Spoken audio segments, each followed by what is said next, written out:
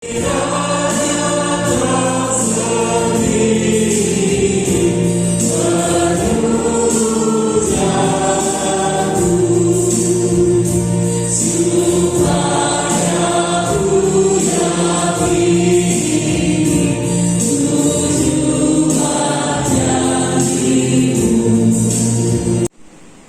Minggu Advent kedua ini dihabiskan dalam nama Allah, Bapa Pencipta alam semesta, Yesus Kristus Allah yang perkasa, yang kedatangannya dinantikan oleh semua orang yang percaya kepadanya, dan Roh Kudus, Sang Penolong dan Penuntun umatnya. Bagi Dialah kemuliaan sampai selama-lamanya.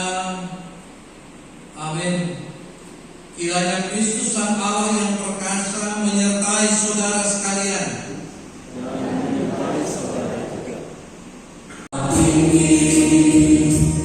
Kau pencipta dunia ini, kami juga Tuhan ciptakan agar kita tetap dipuji. Engkau Bapa yang memberkati tiap orang yang rendah hati. Tolonglah kami sekarang ini dan selamanya.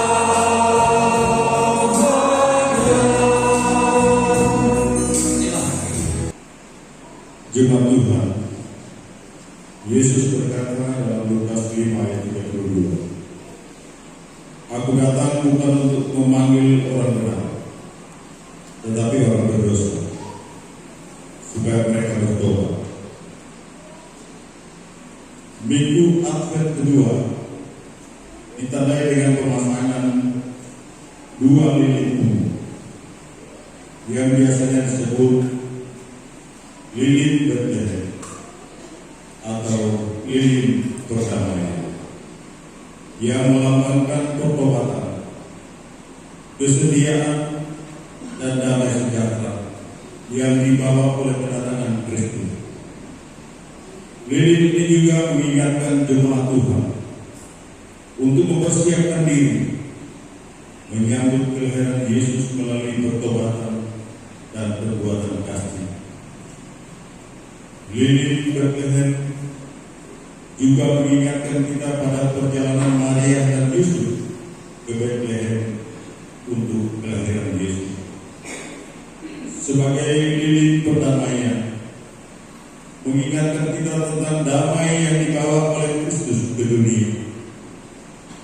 Lilin ini juga melambangkan kesetiaan dan cinta dalam mempersiapkan jalan bagi Tuhan. Sehingga lilin ini juga adalah perlambang untuk pertobatan dari dosa-dosa kita dan bersiap menyambut kedatangan Tuhan. Seringkali mengabaikan yang tak terlihat.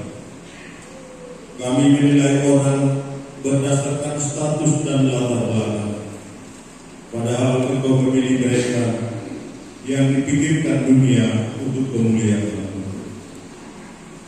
Kami bersalah karena menutup pintu bagi mereka yang Engkau undang. Ampunilah kami, ya Tuhan, dan ajar kami untuk melihat sesama dengan mata kasih-Mu. Kasihanilah kami ya Tuhan, dan jadikan kami kasih bagi yang terpinggirkan. Amin.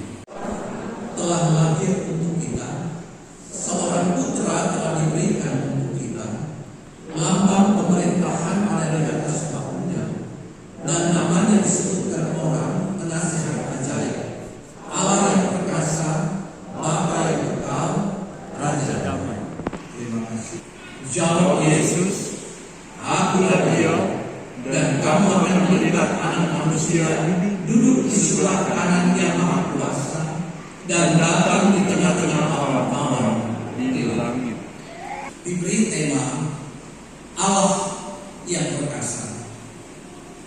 Dalam catatan Nabi ketika Tuhan menghendaki dia mengatakan apa yang harus dikatakan, maka kita menemukan pada Yesaya 9 ayat 5 catatan-catatan tentang gelar Allah. Catatan-catatan tentang gelar Allah. Yang pertama, penasehat ajaib. Yang kedua, Allah yang perkasa. Yang ketiga, Bapa yang kekal. Yang keempat, Raja Damai. Catatan-catatan ini yang menurut Yesaya, sehingga yang dinubuatkannya itu sesuai dengan kehendak Allah, bahwa dialah yang akan mengenakan lambang pemerintahan, dan itu terpaku pada bahunya. Maksudnya terpaku pada pundaknya, terpaku pada semua rancangan hidup yang Tuhan tetapkan baginya. Bermasa waktu lamanya para nabi dan umat Allah mencari dan ingin mengetahui siapakah itu yang dikatakan oleh Yesaya, penasehat ajaib. Allah yang perkasa, Bapa yang kekal, Raja Damai. Siapakah itu juga yang sering dibacakan sebagai berita nubuatan tentang kelahiran Yesus di setiap kali ibadah-ibadah Natal. Hal ini pula yang menjadi pertentangan ketika di bahagian terakhir Yesus berhadapan dengan mahkamah agama.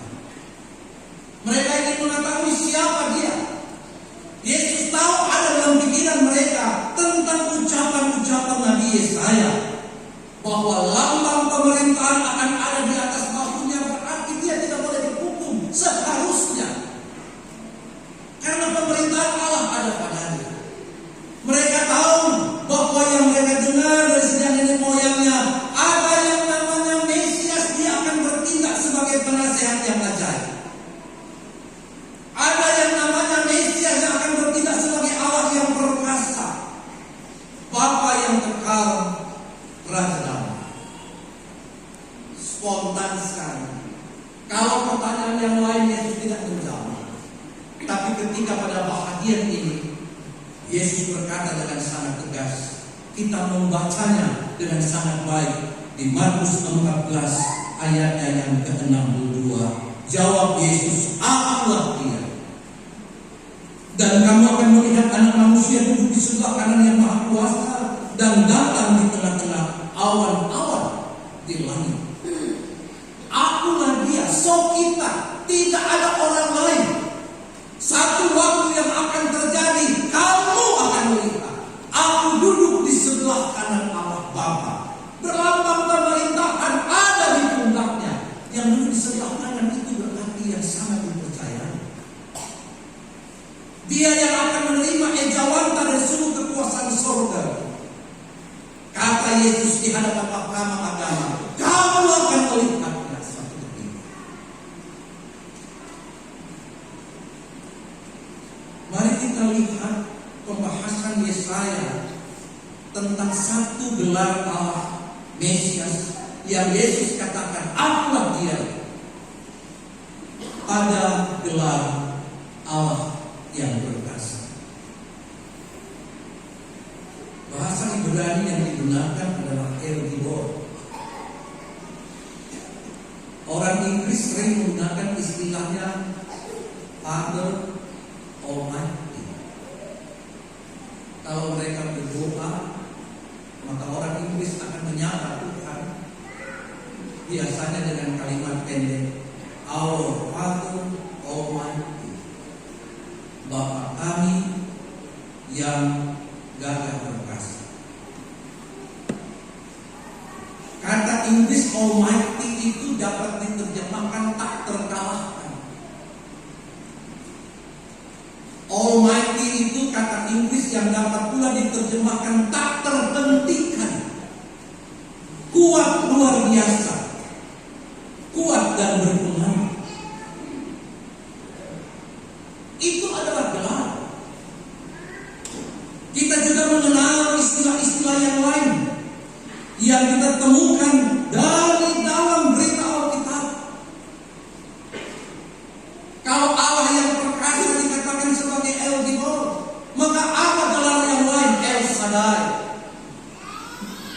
semesta alam dengan kekuatannya.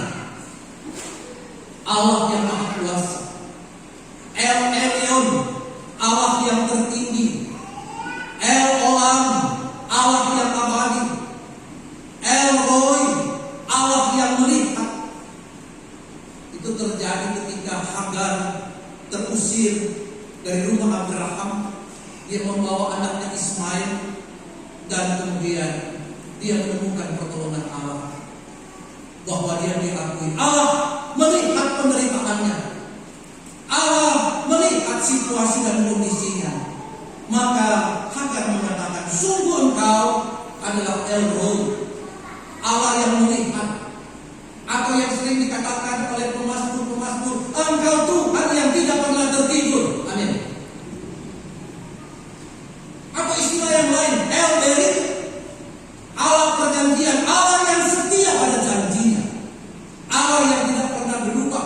Mau perjanjian lama, mau perjanjian baru, Dia adalah Allah yang sama. Itulah yang dirangkum oleh Yesus di hadapan Mahkamah Agung ketika berkata, akulah Dia yang kamu pikirkan. Tetapi Mahkamah Agung itu kemudian membalikkan fakta itu dengan mengatakan, saudara-saudara, lihat, dia memfitnah, dia berkhianat, dia telah mendukakan Tuhan. Dia menyebut dirinya adalah El Shaddai, El Elyon, El Olam, El Roy, El Berit, Elohim, El Gibor. Mereka menuduh Yesus ini.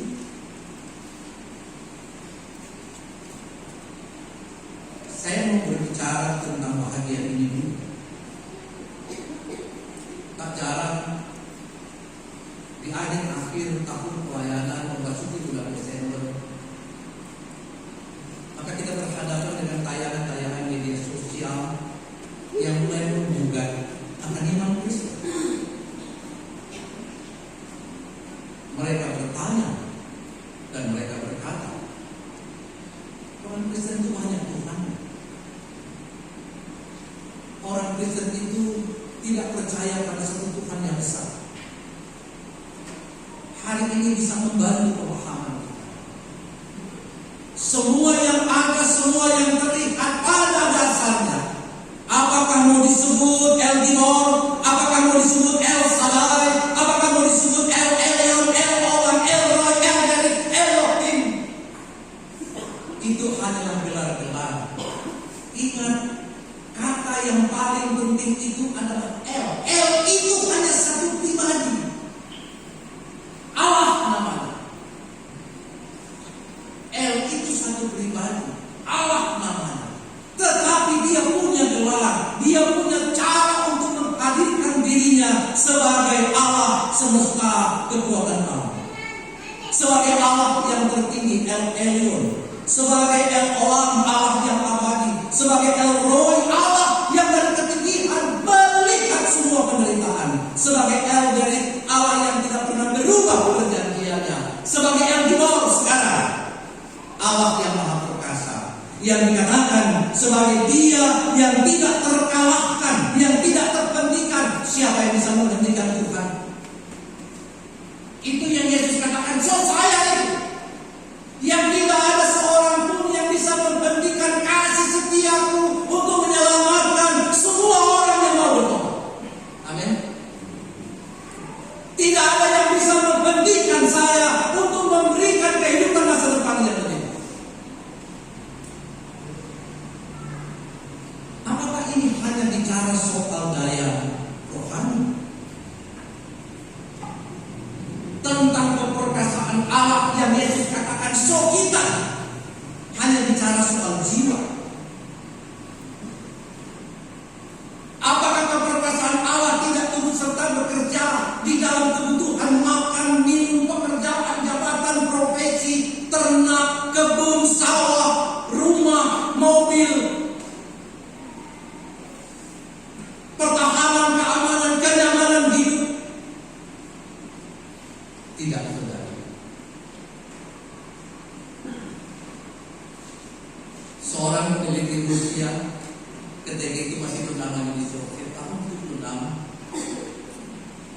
mengeluarkan sebuah hasil penelitiannya dan menjadi dapat di mana-mana. Katanya, panas matahari lebih dari 3000 derajat Celcius. Kita di Indonesia, ya di Salvador, kalau panas suhu sekitar kita sudah 31 sampai 34 derajat Celcius, lihatlah situasi kita. Berusaha minum air panas-panas, rajin-rajin basidah mandi. Kadang-kadang kamu sudah menjadikan kabos,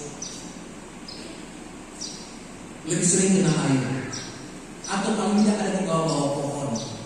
Yang lain sudah buka-buka jendela pintu, sepasang kipas angin. Yang lain sudah mulai berpikir untuk pasang AC satu waktu. Kalau sudah panas seperti itu, kita sangat tidak bisa tahan dengan panas yang 31 sampai 34. Apa yang terjadi dengan matahari yang kata peneliti Uni Soviet itu melebihi 3000 derajat Celcius? Pertanyaan kita, kalau Tuhan yang menciptakan langit bumi dan segala isinya, bagaimana kekuatan Tuhan menciptakan matahari yang panasnya sangat dahsyat? Kok Tuhan tidak meleleh? Kok Tuhan tidak terbakar? Kok Tuhan tidak menghindar dari panas itu? Disitulah yang dapat dikatakan, itulah yang namanya El Gibor, Allah yang gagah perkasa.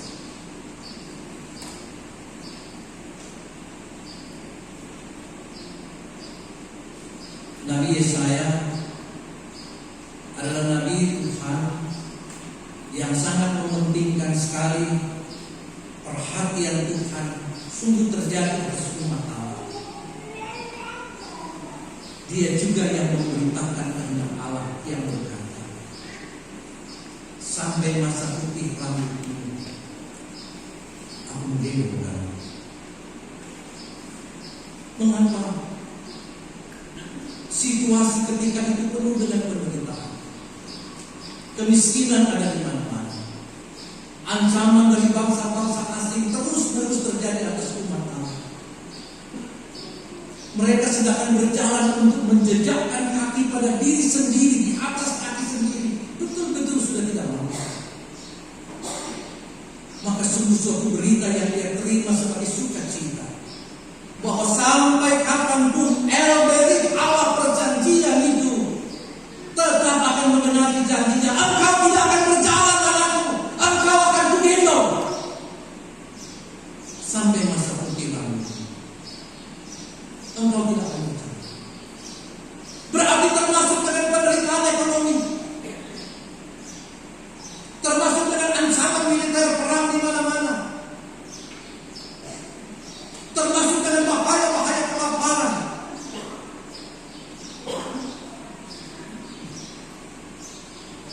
Di menjelang minggu Advent kedua, kepada kita dihadirkan peristiwa bencana alam yang dahsyat di Aceh maupun di Sumatera. Sesuatu yang sangat mengerikan. Beberapa desa dalam laporan Gubernur Aceh lenyap, tidak lagi. Ada beberapa desa di Aceh dan Sumatera sampai tadi malam masih terisolir. Mencari titik jejak di mana harus mendaratkan bantuan juga belum didapat. Di antara situasi itu saya kemudian tadi malam mendapatkan tayangan di Sumatera seorang ibu, di antara air yang mengalir deras di depan rumahnya, dia tetap melihara pohon Natalnya. Berdiri dan dia bersujud berdoa pada Tuhan. Dia mau merayakan Natal dari dalam penderitaan. Sungguh di antara penderitaan seperti itu, kita sebenarnya sementara didemonstrasikan bukan soal penderitaannya, tetapi penderitaan itu atau dari dalam penderitaan, kuasa Tuhan untuk memelihara, menolong, memperbaiki dan mengatur kehidupan secara baik akan menjadi nyata.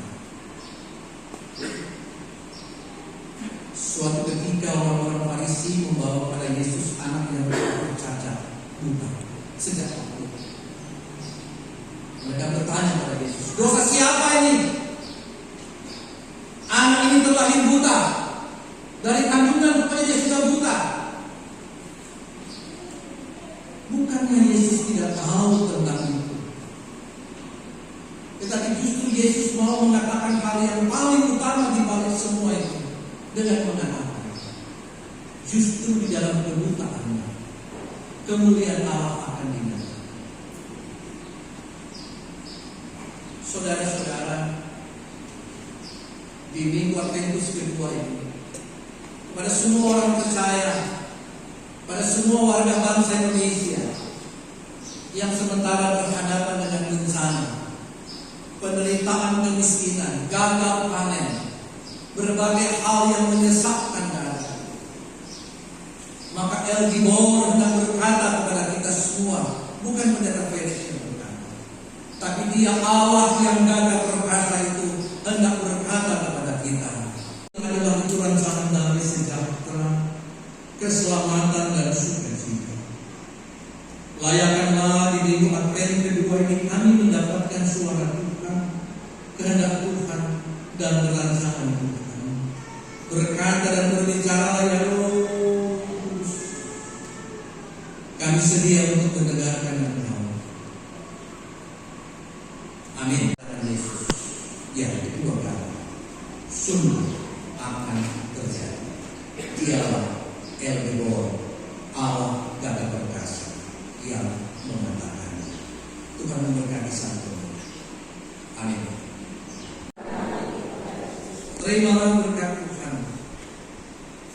Semoga Allah sumber pengharapan memenuhi kamu dengan segala sukacita dan damai sejahtera dalam iman kamu, supaya oleh kekuatan Roh